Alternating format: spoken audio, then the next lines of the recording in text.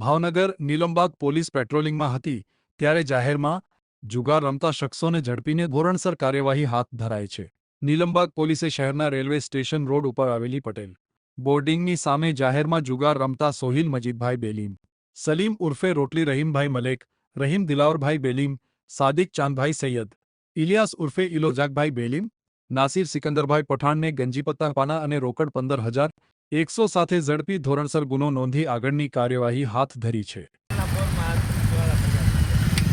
જુગાર